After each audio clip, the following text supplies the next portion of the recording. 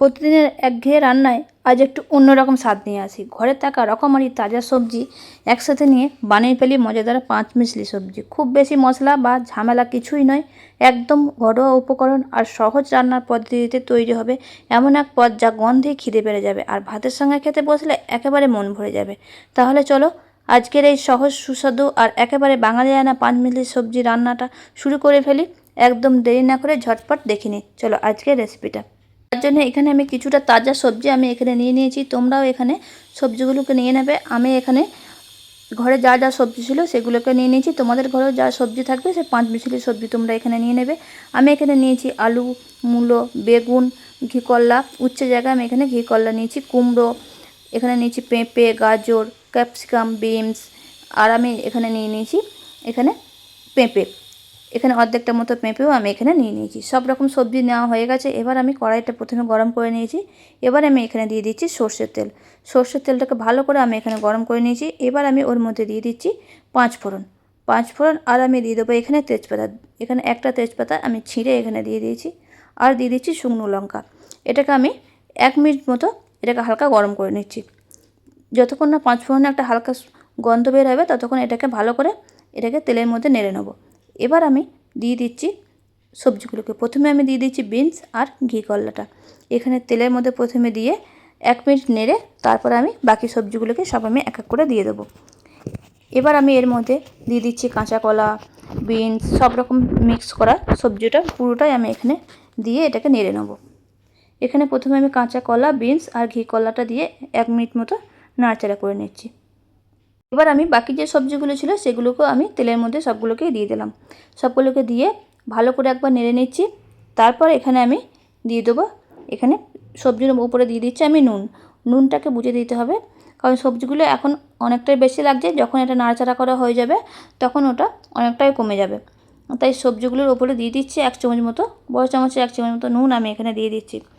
এরপর আমি দিয়ে দিচ্ছি এখানে হলুদ গুঁড়ো আর আমি দিয়ে দেবো এখানে লঙ্কা গুঁড়ো। নুন, হলুদ, লঙ্কা গুঁড়ো দিয়ে এটাকে আমি 2 থেকে 3 মিনিট মতো ভালো করে নাড়াচাড়া করে নেবো। প্রথমে এখানে আমি অল্প করে লঙ্কা গুঁড়োটা আমি এখানে দিয়ে দিয়েছি। নুন আর হলুদ দিয়ে এটাকে এবার ভালো করে নেড়ে নিচ্ছি। ঢাকা দিয়ে তোমরা এখানে ঢাকা দিয়ে নেড়ে নিতে পারো। তো আমি এখানে ঢাকা দিয়ে নিই। আমি এখানে 2 থেকে 3 মিনিট মতো এটাকে ভালো করে নেড়ে নিচ্ছি। এই রান্নাটা খুবই সহজ এবং খুবই তাড়াতাড়ি হয়ে যায়, কোনো ঝামেলা ছাড়াই। কোনো রকম মশলাও বেশি লাগে না। কম মশলা দিয়ে এই রান্নাটা কিন্তু দারুণ দুর্দান্ত হয় এবং নিরামিষ দিনে এই রেসিপিটা অবশ্যই তোমরা বাড়িতে করবে, দেখবে খেতে দারুণ লাগবে। এবার আমি এর মধ্যে দিয়ে দিচ্ছি একটা টমেটোটাকে দিয়েও এখানে নাড়াচাড়া করে নিলাম। এরপর এখানে দিয়ে দেবো আমি 1/2 চামচ মতন ধনে গুঁড়ো, 1/2 চামচ মতো জিরে গুঁড়ো একসাথে করে আমি দিয়ে দিয়েছি। এবার আমি এখানে জিরে আর ধনে গুঁড়ো একসাথে করে আমি দিয়ে দিচ্ছি। এখানে ধনে 1/2 চামচ আর এখানে জিরেও 1/2 চামচ দিয়ে একসঙ্গে আমি দিয়ে দিয়েছি। এবার আমি এখানে দিয়ে দিয়েছি 1 চামচ মতো আদা বাটা আর 1/2 চামচ জিরে গুঁড়ো, ধনে গুঁড়ো দিয়ে এটাকে মশলাটাকে এখানে আমি আরও একবার এখানে 1 মিনিট মতো নাড়াচাড়া করে নিলাম। এবার আমি এটাকে একবার ঢাকা দিয়ে দেবো 5 মিনিটের জন্য। ভালো করে ঢাকা দিয়ে এটাকে হতে দেবো, কারণ সবজিগুলো সিদ্ধ হয়ে যাবে তাড়াতাড়ি ঢাকা দিলে, তাই একবার ঢাকা দিয়ে দেবো। এবার আমি ঢাকা খুলে ওপরে দিয়ে দিচ্ছি 1/2 চামচ মতো লঙ্কা গুঁড়ো আর আমি দিয়ে দেবো নুন। এখানে আমি প্রথমে অল্প নুন দিয়েছিলাম, তাই আমি এখানে 1/2 চামচ মতো নুন দিয়ে দিয়েছি আর এখানে দিয়ে দিচ্ছি চিনি গুঁড়ো। তোমরা দেখে হয়তো মনে করবে এটা নুন না, এটা সবটা নুন না, সামান্য পরিমাণ নুন আর আমি এখানে দিয়ে দিলাম চিনি। এখানে আমি চিনিটাকে গুঁড়ো করে নিয়েছিলাম, দিয়ে এখানে আমি 1 চামচ মতো দিয়ে দিয়েছি আর দিয়ে দিয়েছি স্পেশাল আমার গরম মশলা। এই মশলাটা তোমরা অবশ্যই দেবে। এই রেসিপিটা আমার আগের দিনে আমি চ্যানেলে দিয়েছিলাম, এই চ্যানেলের লিঙ্কটা আমি দিয়ে দেবো, তোমরা অবশ্যই দেখে নেবে।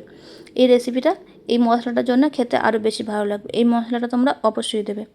চলো তাহলে বন্ধুরা, এখানে মশলাটাকে দিয়ে এখানে আমি আরও একবার নাড়াচাড়া করে নিচ্ছি। ওটা ওইদিকে হতে থাক, এদিকে আমি কিছুটা বাদাম আর কিশমিশ আমি এখানে এই তেলের মধ্যে ভেজে নিচ্ছি। বাদাম আর কিশমিশটাকে দিয়ে ভালো করে আমি এখানে 1 মিনিট মতো নেড়ে নেবো। বেশি নাড়বো না, তাহলে হয়তো বাদামটা পুড়ে যেতে পারে, তাই 1 মিনিট মতো নেড়ে এটাকে তুলে নেব। দেখো অল্প করে ভেজে আমি এটাকে তুলে নিয়েছি। এবার তুলে নিয়ে আমি এখানে সবজির মধ্যে দিয়ে দিচ্ছি, দিয়ে এটাকে একবার নেড়ে আমি তুলে নেব। এই রেসিপিটা খুব সহজ এবং খুব তাড়াতাড়ি হয়ে যায়, কোনো রকম ঝামেলা ছাড়াই। এই রেসিপিটা অবশ্যই একবার বাড়িতে করে দেখবে। এইভাবেই খুব সহজেই তৈরি হয়ে গেল আমাদের আজকে ঘরোয়া স্বাদের পাঁচমিশালি সবজি।